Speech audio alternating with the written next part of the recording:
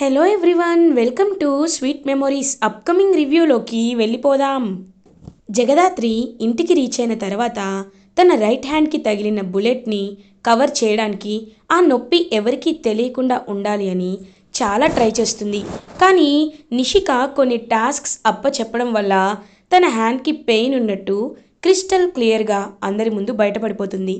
So Nishika వెంటనే అసలు నీ కుడి చేతికి ఏమైంది, ఎందుకు అలా ఉన్నావని అడుగుతుంది. కౌశికి కూడా అవును జగదాత్రి, నిన్ను చూస్తుంటేనే అర్థమవుతుంది నువ్వు చాలా ఇబ్బంది పడుతున్నావని. చెప్పు ఏమైంది జగదాత్రి అని అడుగుతారు. ఇంక వెంటనే జగదాత్రి అటు ఇటు తిరుగుతూ ఆలోచిస్తుంటే కేదార్, అక్క ఈ విషయం నీకు చెప్పకూడదు అనుకున్నానక్క, కానీ చెప్పాల్సి వస్తుంది. మేము రోడ్పై వచ్చేటప్పుడు యాక్సిడెంట్ అయింది అని అంటాడు. యాక్సిడెంట్ అయితే నీకు దెబ్బలు తగలాలి కానీ ఓన్లీ దీనికి మాత్రమే తగలడం ఏంటి అని అంటుంది నిషిక. అంటే నేను డ్రైవ్ చేస్తున్నాను కదా, నేను హెల్మెట్ పెట్టుకున్నాను, తను పెట్టుకోలేదు, సో స్కిడ్ అయి పడిపోయింది అని అంటారు. ఓ అవునా, జాగ్రత్తగా ఉండు జగదాత్రి అని చెప్పి ఇంకలా అక్కడి నుండి వెళ్ళిపోతుంది కౌశికి. ఇది ఇలా ఉండగా నెక్స్ట్ డే మార్నింగ్ అవుతుంది. కౌశికి సుధాకర్ ఇద్దరు హాల్లో మాట్లాడుకుంటూ ఉంటారు. బాబాయ్, ఎక్కడ చూసినా మన న్యూస్ ఛానల్ గురించే అందరూ మాట్లాడుకుంటున్నారు. డేరింగ్గా డాషింగ్గా న్యూస్ని కవర్ చేశాము అని అందరూ మనల్ని పొగుడుతున్నారు. ఎవరైతే మనల్ని డౌన్ చేయాలనుకుంటున్నారో అలాంటి వాళ్ళే మనల్ని పొగుడుతూ ఉంటే నిజంగా చాలా హ్యాపీగా అనిపిస్తుంది కదా బాబాయ్ అని అంటారు. నాకు తెలుసమ్మా కౌశికి, నువ్వు ఎప్పటికైనా నా పేరు నిలబెడతావని నాకు తెలుసు. కానీ ఉన్నాడు కదా నాకొక కొడుకు యువరాజ్, ఎప్పుడెప్పుడు నా పరువు తీద్దామానే ఎదురు చూస్తూ ఉంటాడు అని అంటారు. నాన్న ప్లీజ్ ఎందుకు అలా మాట్లాడుతున్నారు, నేను కూడా మీకు పేరు తెస్తాను అని అంటారు. ఎప్పుడు అనవసరమైన కేసుల్లో ఇరుక్కొనా, లేకపోతే ఆ మీనన్ చెప్పినట్టు చేస్తున్నా అని అంటారు. నాన్న ఇప్పుడు ఆ మీనన్ చనిపోయాడు కదా, యువరాజ్ కూడా మారిపోతాడు, ఎందుకు తన్ని తిడుతున్నారు అని అడుగుతాడు కేదార్. అప్పుడే కరెక్ట్గా కౌశికికి సీఎం ఆఫీస్ నుండి ఫోన్ కాల్ వస్తుంది. హలో, హా, ఓకే ఓకే ష్యూర్ మేము వస్తాం అని కాల్ కట్ చేస్తారు. వదినా ఎవరు అని అడుగుతుంది జగదాత్రి. జగదాత్రి, యాక్చువల్లీ సీఎం గారు మనల్ని లంచ్కి పిలిచారు. ఎందుకు అంటే మీనన్ లాంటి వాడు చచ్చిపోయాడు కాబట్టి హ్యాపీగా సెలబ్రేట్ చేసుకోవాలి అని, అందుకు ఒక పార్టీని ఒక లంచ్లా అందరికీ పార్టీ ఇవ్వాలి అని సీఎం సార్ డిసైడ్ అయ్యారు. సో రేపు లంచ్కి వెళ్ళాలి అని అంటారు. ఓ హ్యాపీగా వెళ్ళిరండి వదినా అని అంటారు. ఫ్యామిలీ మెంబర్స్ అందరూ వస్తున్నారు దాత్రి అని అంటారు. ఒక్కసారిగా ఇంకా షాక్లో ఉండిపోతారు జగదాత్రి కేదార్. అంటే రేపు మాకు ఒక ఇంపార్టెంట్ పని ఉందక్క అని అంటారు. సీఎం గారు పిలుస్తుంటే మీకు ఆ బోడి స్కూలే ఎక్కువ అని అంటుంది నిషిక. నిషి, స్కూల్ అలా అనొచ్చా అని అంటుంది జగదాత్రి. ఏయ్ ఊరుకోవే, స్కూల్కి ఒకరోజు లీవ్ పెట్టినా పర్లేదు, సీఎం గారిని కలిసే ఛాన్స్ వస్తుందా, అది కూడా నీలాంటి దానికి, నువ్వు చాలా సింపుల్ కదా, కాబట్టి రేపు మీరు కూడా మాతో పాటు రండి అని అంటుంది నిషిక. మా సార్ని అడుగుతాం, పర్మిషన్ ఇస్తే వస్తాం వదిన అని కౌశికికి చెప్పేసి రూమ్లోకి వెళ్ళిపోతారు జగదాత్రి అండ్ కేదార్. ఇది ఇలా ఉండగా మార్నింగ్ అవుతుంది. కౌశికి ఫ్యామిలీ అందరూ కలిసి సీఎం ఇంటికి పార్టీకి వెళ్తారు. ఇంకా అలా జేడీ కేడీకి స్పెషల్గా పర్సనల్గా కాల్ చేస్తారు CM. Hello JD, you can miss the party right, నువ్వు అస్సలు మిస్ అవ్వకూడదు, ఎందుకంటే ఈ పార్టీ కండక్ట్ చేస్తుందే నీ ధైర్య సాహసాల గురించి అందరికీ చెప్పడానికి. త్వరలోనే డిపార్ట్మెంట్ తరపున నీకు నేను గోల్డ్ మెడల్ రావాలని కూడా మనస్ఫూర్తిగా కోరుకుని అప్లికేషన్ని ఫార్వర్డ్ చేశాను. ఖచ్చితంగా నీకు ఆ మీనన్ని చంపినందుకు మెడల్ కూడా వస్తుంది అని అంటారు. సార్, నాకు ఎలాంటి మెడల్ అవసరం లేదు సార్, కానీ ఆ మీనన్ చనిపోయాడు, అది నాకు చాలు అని హ్యాపీగా ఫీల్ అవుతుంది జేడీ. ఓకే, మీరు మాత్రం ఖచ్చితంగా ఇక్కడికి రావాలి అనేసరికి జగదాత్రి కేదార్ జేడీ కేడీగా మారి ఇంకా అలా పార్టీకి బయలుదేరుతారు. కౌశికి వాళ్ళు కూడా పార్టీకి బయలుదేరుతారు. సో ఇద్దరు పార్టీకి వెళ్ళేసరికి అలా ఇంకా జేడీ కేడీని చూస్తూ కౌశికి, జేడీ నీ హ్యాండ్ ఎలా ఉంది, ఈజ్ ఇట్ ఆల్ రైట్ అని అంటారు. పర్లేదు కౌశికి గారు, కాస్త బెటర్గా ఉంది అని అంటారు. ఓకే రండి కూర్చోండి అని చెప్పి అందరినీ పిలుస్తారు. ఇంకా జేడీ కేడీని తన ఎమ్మెల్యేస్ మినిస్టర్స్ అందరి ముందు నించోపెడతారు సీఎం. నించోపెట్టి అందరూ ఒకసారి నేను చెప్పే మాటలు వినండి. అటెన్షన్ ఎవ్రీబడీ, నిన్న నేను చాలా భయపడ్డాను. నా సర్వీస్లో అవినీతిని ఎదిరించడానికి, న్యాయాన్ని కాపాడడానికి నేను ఎప్పుడు భయపడలేదు. కానీ ఫస్ట్ టైం మీనన్ లాంటి ఒక రాక్షసుని చూశాను. తను నా తలపై గన్ పెట్టి నన్ను చంపేస్తారా లేకపోతే సాక్ష్యాన్ని ఇచ్చేయమంటారా అని అడిగితే నేను చాలా భయపడ్డాను. కానీ అప్పుడు నా దగ్గరకు ఒక ధైర్యం వచ్చింది. ఆ ధైర్యం పేరే ఐపీఎస్ ఆఫీసర్ జేడి. జేడి వల్లే ఇవాళ నేను ఇలా బ్రతికున్నాను. జేడి ఆ మీనన్ లాంటి దుర్మార్గుణ్ణి చంపి ఈ దేశానికి ఎంతో గర్వకారణమైంది.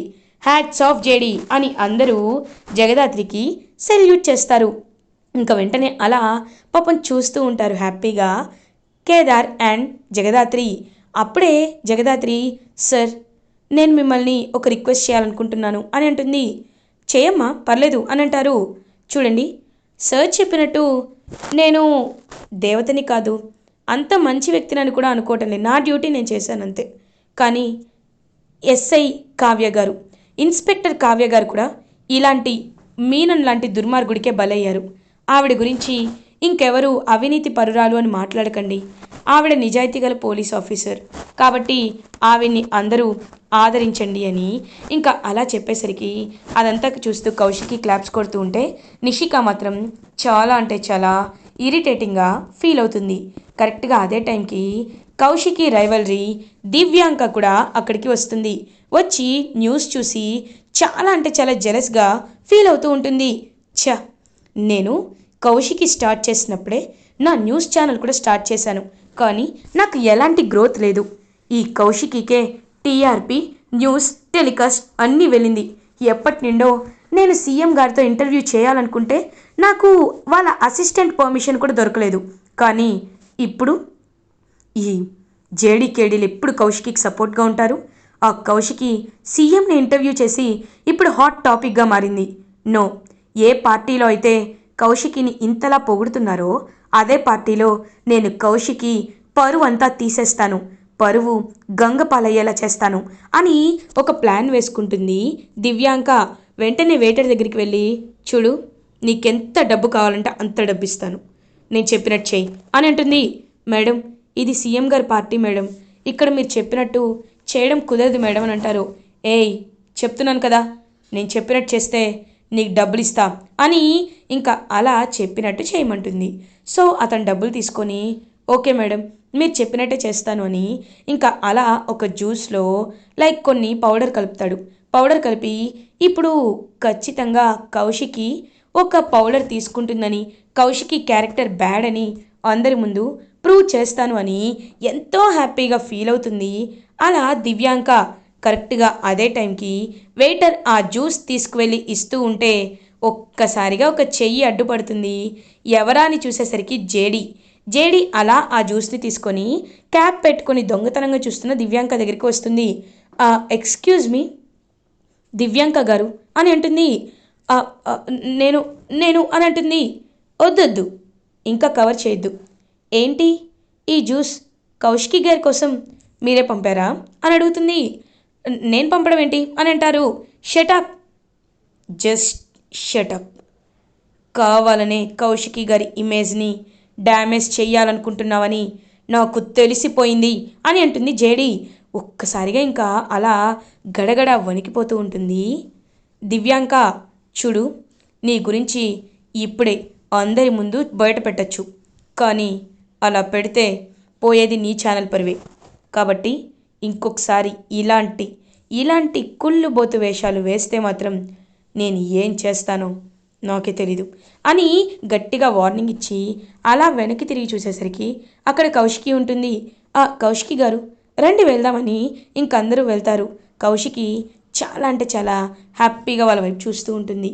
అప్పుడే కరెక్ట్గా ఇంకా మినిస్టర్ సీఎం చూస్తూ ఉంటారు జేడీకేడి వైపు. జేడి అందరినీ రౌడీలని ముఖ్యంగా మీరు భయపెడుతూ ఉంటారు, అలాంటి ఫేస్ని నేను ఒక్కసారి చూడాలి అనుకుంటున్నాను, ఒకసారి నీ ఫేస్ చూపించచ్చు కదా అని అడుగుతారు. లేదు సార్, సారీ సార్, మాకు ప్రోటోకాల్స్ ఉంటాయి కాబట్టి మేము మా ఫేస్ని ఐడెంటిటీని అందరి ముందు చూపించలేం సార్ అని అంటుంది జగదాత్రి. కరెక్ట్గా అప్పుడే అదే పార్టీకి మీనన్ కూడా మారు వేషంలో వస్తాడు. వచ్చి అంతా చూస్తూ ఉంటాడు. బాయ్ ఇప్పుడు మనం ఇక్కడికి ఎందుకు వచ్చాం బాయ్ అని అడుగుతారు. ఎందుకేంట్రా, ఇక్కడ సీఎం ఉన్నాడు కదా, వాణ్ణి కిడ్నాప్ చేద్దామని అని అంటారు. బాయ్ ఏం మాట్లాడుతున్నారు బాయ్, సీఎంని కిడ్నాప్ చేయడం ఏంటి బాయ్ అని అంటారు. లేకపోతే పార్టీకి ఎందుకు వస్తానరా? చూడు, ఇప్పుడు నేను మీనన్ని కాదు, నా పేరు మైకల్, మైకల్ మదనరాజు, అర్థమైందా? మీనన్ చచ్చిపోయాడు, ఇప్పుడు మైకల్గా మళ్ళీ తిరిగి వచ్చాడు. వెయిటర్గా అన్నీ అబ్జర్వ్ చేస్తూ ఉంటాడు. నేను ముఖ్యంగా ఇక్కడికి వచ్చింది ఆ జేడీ కేడీల గురించి తెలుసుకోవడానికేరా. జేడీ కేడీ వెనక ఉన్న ఐడెంటిటీని నేను ఖచ్చితంగా తెలుసుకోవాలి, తెలుసుకొని తీరాలి అని ఇంకా అలా మీనన్ ఒక వెయిటర్లా చుట్టుపక్కలే జేడీ చుట్టుపక్కలే అంతా తిరుగుతూ ఉంటాడు. అప్పుడే మీనన్ని గురించే ఆలోచిస్తూ ఉంటారు జేడీ అండ్ కేడీ. జేడీ, నువ్వు చెప్పాక నాకు అనిపిస్తుంది ఒకవేళ మీనన్ బ్రతికే ఉంటాడంటావా అని అంటారు. ఏమో కేదార్, నాకు కూడా అది అర్థం కావట్లేదు. కానీ మన కళ్ళ ముందే కదా అతని బాడీని అలా చేశారు, ఇంకతను బ్రతికుండే ఛాన్సే ఉండదు. సరే, మనం ఇంటికి వెళ్ళాలి కదా, బయలుదేరదామా అని చెప్పి ఇంకా అలా జగదాత్రి కేదార్ అయితే సీఎం దగ్గరికి వెళ్ళి, sir we have to go, we have a urgent thing to do అని ఇంకా అలా అక్కడి నుండి వెళ్ళిపోతారు జేడీ కేడీ. వెళ్ళి ఇంకా కార్ దగ్గర చూస్తూ ఉంటారు. అప్పుడే కరెక్ట్గా వాళ్ళ వెనకాల ఏదో నీడ ఉన్నట్టు అనిపిస్తుంది. వెంటనే జేడీ వెనక్కి తిరిగి చూసేసరికి ఇంకలా అక్కడి నుండి మీనన్ వెళ్ళిపోతాడు. మీనన్ వెళ్తూ ఉంటే మీనన్ కాళ్ళని గమనిస్తుంది జేడీ. ఇతన్ని చూస్తుంటే ఎక్కడో చూసినట్టు అనిపిస్తుంది, ఇది ఎవరు, నిజంగా మీననేనా అని అలా ఇంకా ఆలోచనలో పడుతుంది జేడీ. జేడీ ఏమైంది, ఎందుకు అలా ఉన్నావు అని అడుగుతారు. కేదార్, నాకెందుకో మనం అనుకున్నట్టు మీనన్ బ్రతికే ఉన్నాడని అనిపిస్తుంది అని అంటారు. ఏంటి, మీనన్ బ్రతికే ఉన్నాడా అని అంటారు. అవును, నేను మీనన్కి 2 బుల్లెట్స్ షూట్ చేశాను. ఆ 2 బుల్లెట్స్ కేవలం పొట్టలో మాత్రమే గుచ్చుకున్నాయి, హార్ట్లో గుచ్చుకోలేదు. అంటే ఖచ్చితంగా మీనన్ బ్రతికే ఛాన్సెస్ ఉన్నట్టే కదా అని అంటారు. ఎలాగో మీనన్ పోస్ట్మార్టం రిటర్న్ వస్తుంది కదా, రిపోర్ట్ వస్తుంది కదా, అప్పుడు మనం ఇంకా డీటెయిల్డ్గా కీన్గా ఈ విషయాల్ని తెలుసుకోవచ్చులే జేడీ అని జేడీ కేడీ అక్కడి నుండి వెళ్ళిపోతారు.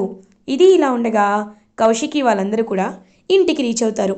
ఇంటికి రీచ్ అయ్యేసరికి పార్టీ చాలా బాగా జరిగింది కదా బాబాయ్ అని అంటారు కౌశికి.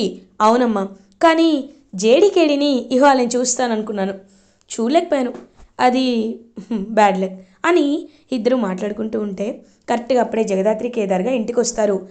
దాత్రి, ఒక్క నిమిషం, మీరు మాతో పాటు పార్టీకి రాలేకపోయారు కదా అని అంటుంది. వదినా, సారీ వదినా, మేము రాలేకపోయాం అని అంటారు. అయినా ఇదంతా ఎందుకు దాత్రి, ఎందుకు కష్టపడి ఇదంతా చేస్తున్నారు, నేను కేదార్కి మంచి జాబ్ ఇస్తాను కదా అని అంటారు.